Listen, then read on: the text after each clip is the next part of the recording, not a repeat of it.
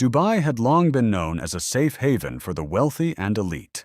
This modern city, built in the heart of the desert, attracted Western investors and professionals with its promise of tax-free income and geopolitical stability. However, since the start of the Iran war, that illusion of safety in Dubai has been shattered. Luxury resorts in Palm Jumeirah, iconic landmarks like the Burj Khalifa, and critical infrastructure such as Dubai International Airport have reportedly become targets of Iranian missile and drone attacks.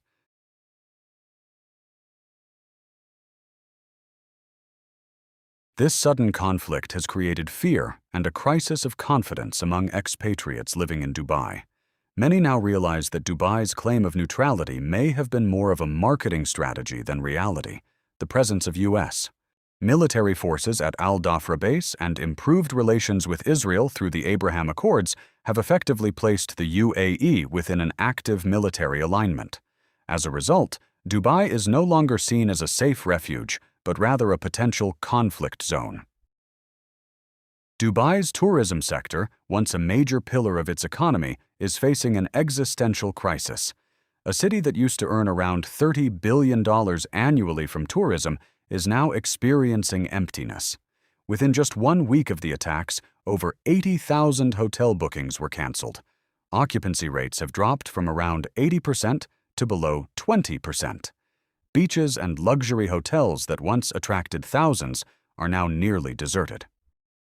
The situation has become so severe that Dubai is now nearly isolated from the rest of the world. With air routes disrupted and logistics infrastructure damaged, its tourism and trade-dependent economy is facing paralysis.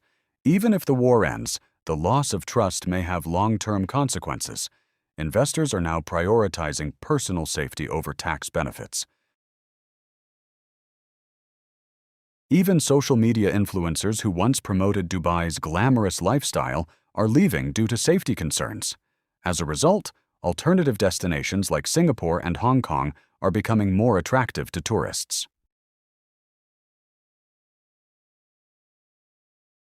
Dubai International Airport, one of the world's busiest transit hubs, has been severely impacted, with over 37,000 flights canceled so far. Emirates Airlines is operating at only about 60% of its normal capacity, leaving millions of passengers stranded. For the first time in its history, even cloud data infrastructure has been affected by war-related damage. This has raised serious concerns among global investors about the reliability of Dubai's financial systems during crises. The real estate sector, another key driver of Dubai's economy, is also collapsing. Property prices have dropped by 20 to 30% as investors rush to sell assets and convert them into cash. Major international institutions like Goldman Sachs and Citigroup have relocated staff, leaving office spaces empty. Wealthy individuals are rapidly moving their funds out of Dubai, with many choosing Singapore, Hong Kong, or Switzerland for greater security and stability. Dubai's logistics network, especially Jebel Ali Port, has also been severely disrupted. As one of the busiest shipping hubs in the Middle East, its damage has significantly affected trade. Around 60% of Dubai's income depends on air and sea logistics, making this disruption extremely critical. Food security is becoming a major concern as well. The UAE imports about 90% of its food, with a significant portion coming from Iran. Due to the conflict, Iran has halted food exports, raising fears of shortages. Although officials claim there are reserves for 4 to 6 months, experts warn this is only a temporary solution. The Strait of Hormuz, a vital global trade route, has seen a drastic reduction in traffic, further choking supply chains. This disruption is not only increasing prices, but also damaging long-term investor confidence. Dubai's rise as a global hub for talent and investment is now under serious threat. Skilled professionals, doctors, engineers, and IT experts are leaving the country rapidly. Schools, hospitals, and companies are facing sudden workforce shortages.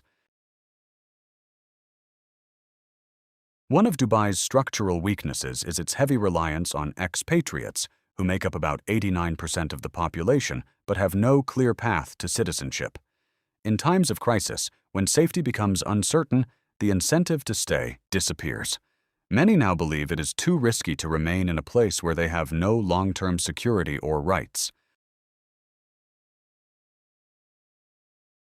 Even in developed countries not directly involved in war, such as New Zealand, people are choosing to relocate despite high living standards in education, healthcare, and society. Thank you all for watching my video to the end. Thank you so much. Please like, comment and share. Subscribe.